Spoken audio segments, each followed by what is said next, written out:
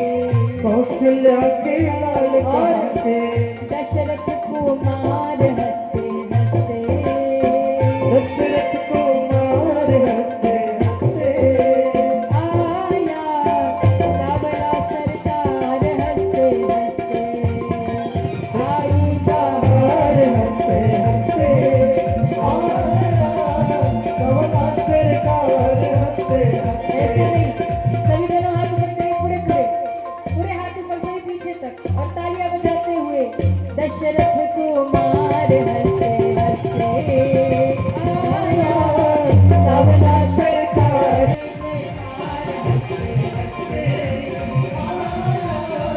सरकार हंसते हंसते ओ आई, बाहर हंसते हंसते आया, सावला सरकार हंसते हंसते आया, सावला सरकार हंसते हंसते आया, सावला सरकार हंसते हंसते आया, सावला सरकार हंसते आया,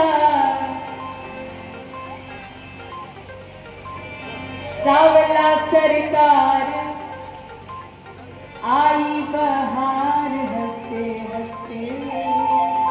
अरे भैया बहार तो आई ही आई, सार हंसते हंसते आया, सावला सरकार हंसते हंसते, बैलों का सार हंसते हंसते आया, सावला सरकार हंसते हंसते आई, बहार हंसते हंसते आया, सावला सरकार हंसते हंसते। हरि बोल।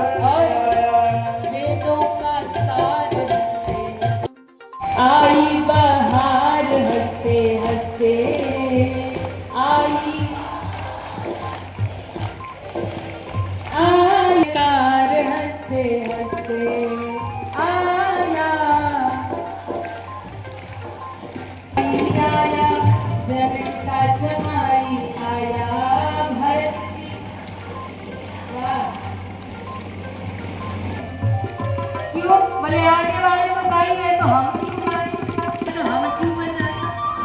अरे भैया ऐसा सौभाग्य बोले रामलला सरकार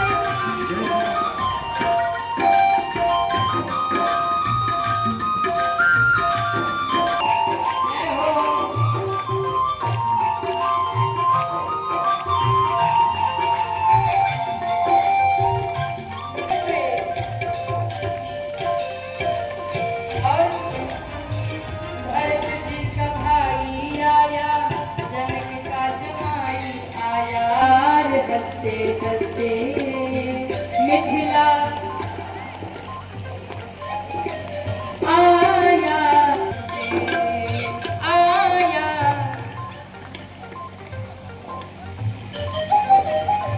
आई बहार हंसते हंसते आई। रामलला को सुनाना है, सबको उठाइए पूरे हाथ।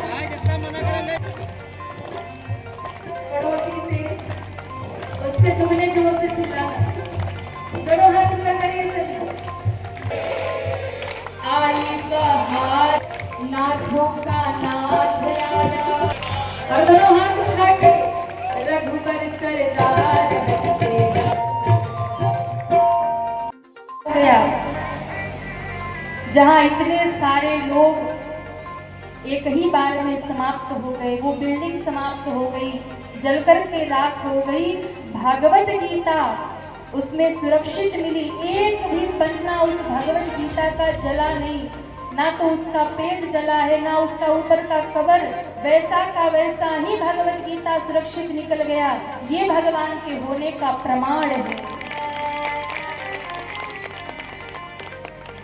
पर हम समझते कहाँ हैं, हम मानते कहाँ हैं। ईश्वर की सत्ता हम मानते नहीं हैं। इसलिए भैया ध्यान रखिएगा, एक उसकी ही सत्ता सर्वव्याप्त है और वही सर्वकाल रहने वाला है। जब इस सृष्टि में प्रलय होता है, कुछ नहीं बचता है, तो मेरे भगवान की सत्ता रहती है। आज सृष्टि है तो भी भगवान की सत्ता है, कल को सृष्टि नहीं थी तो भी भगवान थे, आज सृष्टि है तो भी भगवान है, और कल को ये सारी सृष्टि समाप्त होगी, प्रलय हो जाएगा, तो भी अगर कुछ बचेगा तो केवल और केवल एक भगवान की सत्ता बचेगी। आश्रय लिया जाए, भगवान का जीवन में आश्रय लिया जाए, भगवान से जुड़ा जाए। जो लोग भगवान से दूर हैं, जो कहते हम भगवान को नहीं मानते, अरे भैया कितने जन्म, कितने भी दौड़ लगा लो, कितनी भी यात्रा कर लो, लौट कर आना तो यही पड़ेगा। लीजिए, हरि सिमरन कीजिए, भगवान के चरणों को पकड़ लीजिए। और एक बात, भगवान तब मिलेंगे जब किसी गुरु का सानिध्य होगा। इसलिए जीवन में किसी सच्चे गुरु, किसी सच्चे सद्गुरु का सानिध्य लीजिए, किसी गुरु के चरणों में शरणागत हो जाइए और गुरु के चरणों को पकड़ करके भगवत मार्ग तक की यात्रा संपन्न करिए। बहुत जरूरी है, एक जीवन में गुरु होना चाहिए। कब करें गुरु? तो भैया भक्ति करने की कोई उम्र नहीं होती। ध्रुव और प्रहलाद ने तो छोटी सी अवस्था में भगवान की भक्ति करके गुरु के चरणों का आश्रय लेकर भगवान को प्राप्त कर लिया। जिसके चरणों में बैठकर, जिसकी वाणी सुनकर मन को शांति मिले, जहां आपकी श्रद्धा जगे और आपको लगे कि हमें गुरु करना है, और जिस वक्त मन में ये भाव आ जाए उसी वक्त गुरु धारण कर लेना चाहिए, क्योंकि इस जीवन का कोई भरोसा नहीं, न जाने कौन सी श्वास अंतिम श्वास हो जाए। हम नहीं कह कर रहे, लोगों में किसी ने नहीं सोचा होगा आखिरी होगी, जो हमने सेल्फी ली है वो आखिरी होगी, जो हम मुस्कुरा रहे हैं ये आखिरी मुस्कान है, उसमें से किसी ने नहीं सोचा था। साथ क्या गया आप बताइए ना, साथ क्या गया? जो डॉक्टर बनने की तैयारी कर रहे उस बिल्डिंग में बैठे थे, उन्हें क्या पता था कि ये भोजन जो आज दोपहर में हम करने बैठे ये आखिरी भोजन होगा, ये आखिरी दर्शन है, ये आखिरी थाली है। जो अपने परिजनों से मिल करके, कोई अपने परिजनों से मिलने जा रहे थे, कोई अपने स्वदेश लौट रहे थे, कोई अपनों से मिलकर जा रहे थे, कोई अपनों से मिलने जा रहे थे। किन्हें पता था ये अंतिम दर्शन होगा। आज उनके घरों में क्या बीत रही है ये तो वही जान रहे हैं। इसलिए कुछ साथ नहीं जाता और कोई साथ नहीं जाता, केवल और केवल आपका किया हुआ भजन सुमिरन ही आपके साथ जाता है किसी भी अवस्था में। इसलिए जब भी आपको लगे कि अब हमें गुरु की शरण में जाना है, और जल्दी से जल्दी, क्योंकि भैया जीवन बहुत छोटा है, हम इसे बहुत बड़ा मानते हैं ना, बहुत छोटा, एक श्वास का भी भरोसा नहीं है, एक क्षण का भी भरोसा नहीं है। इसलिए इस मनुष्य जीवन को सार्थक करने के लिए गुरु की शरण ग्रहण करके भजन में लग जाइए, और जितना हो सके भजन करके इस मानव जीवन को सार्थक बना लीजिए, इस जीवन को सार्थक बना लीजिए। इसलिए जीवन में सबसे पहला काम गुरु धारण करिए। क्यों? क्योंकि गुरु के बिना किया गया पूजा पाठ धर्म सत्कर्म दान आपका सफल नहीं होता। मैं किसी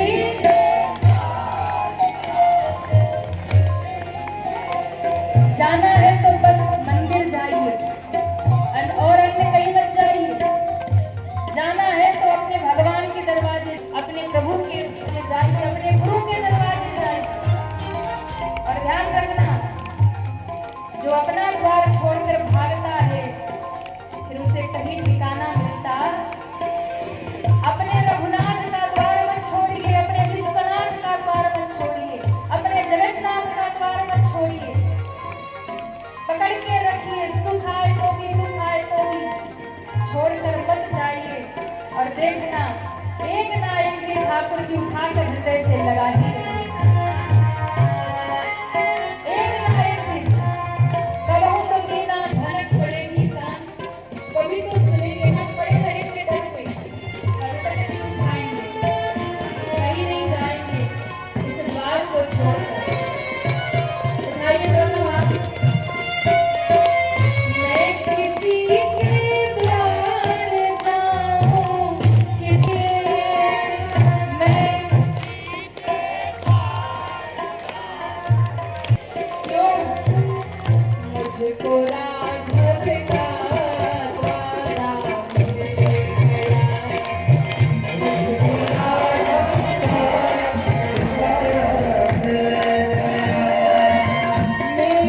हंसी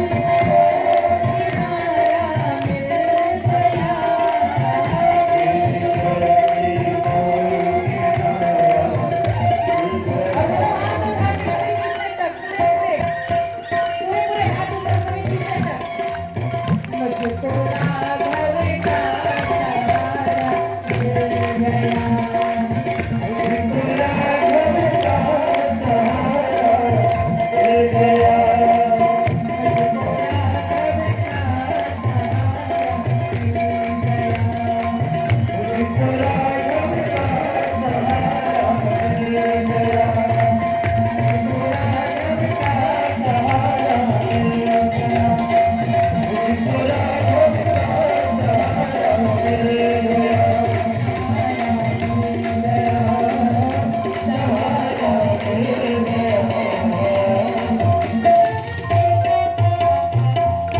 बोलिए राघवेंद्र सरकार की।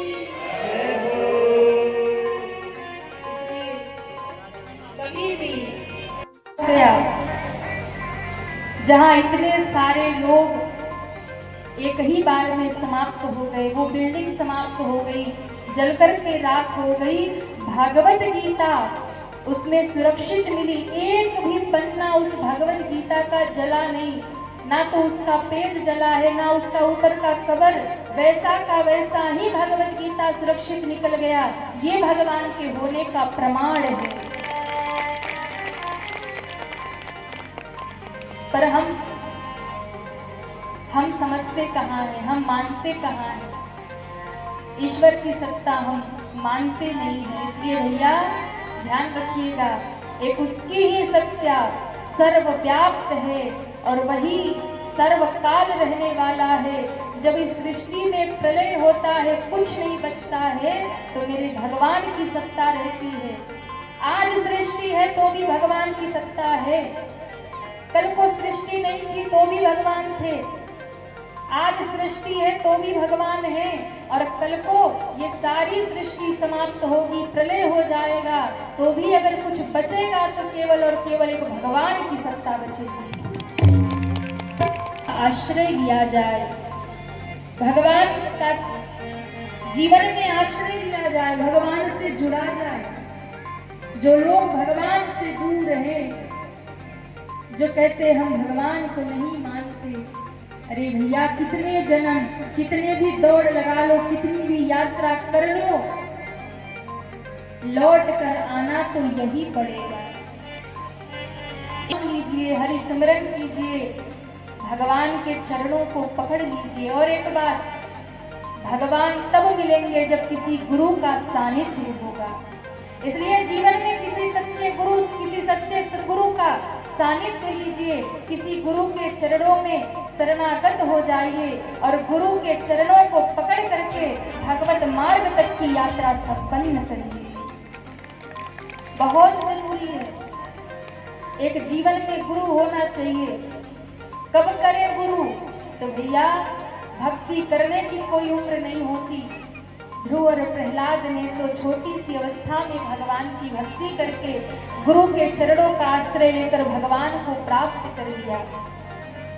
जिसके चरणों में बैठकर, जिसकी वाणी सुनकर मन को शांति मिले, जहां आपकी श्रद्धा जगे और आपको लगे कि हमें गुरु करना है, और जिस वक्त मन में ये भाव आ जाए उसी वक्त गुरु धारण कर लेना चाहिए, क्योंकि इस जीवन का कोई भरोसा नहीं, न जाने कौन सी श्वास अंतिम श्वास हो जाए। हम नहीं कह कर रहे, लोगों में किसी ने नहीं सोचा होगा आखिरी होगी, जो हमने सेल्फी ली है वो आखिरी होगी, जो हम मुस्कुरा रहे हैं ये आखिरी मुस्कान है, उसमें से किसी ने नहीं सोचा था। साथ क्या गया, आप बताइए ना, साथ क्या गया? जो डॉक्टर बनने की तैयारी कर रहे उस बिल्डिंग में बैठे थे, उन्हें क्या पता था कि ये भोजन जो आज दोपहर में हम करने बैठे ये आखिरी भोजन होगा, ये आखिरी दर्शन है, ये आखिरी थाली है। जो अपने परिजनों से मिल करके, कोई अपने परिजनों से मिलने जा रहे थे, कोई अपने स्वदेश लौट रहे थे, कोई अपनों से मिलकर जा रहे थे, कोई अपनों से मिलने जा रहे थे, किन्हें पता था ये अंतिम दर्शन होगा। आज उनके घरों में क्या बीत रही है ये तो वही जान रहे हैं। इसलिए कुछ साथ नहीं जाता और कोई साथ नहीं जाता, केवल और केवल आपका किया हुआ भजन सुमिरन ही आपके साथ जाता है किसी भी अवस्था में। इसलिए जब भी आपको लगे कि अब हमें गुरु की शरण में जाना है, और जल्दी से जल्दी, क्योंकि भैया जीवन बहुत छोटा है, हम इसे बहुत बड़ा मानते हैं ना, बहुत छोटा, एक श्वास का भी भरोसा नहीं है, एक क्षण का भी भरोसा नहीं है। इसलिए इस मनुष्य जीवन को सार्थक करने के लिए गुरु की शरण ग्रहण करके भजन में लग जाइए, और जितना हो सके भजन करके इस मानव जीवन को सार्थक बना लीजिए, इस जीवन को सार्थक बना लीजिए। इसलिए जीवन में सबसे पहला काम गुरु धारण करिए। क्यों? क्योंकि गुरु के बिना किया गया पूजा पाठ धर्म सत्कर्म दान आपका सफल नहीं होता।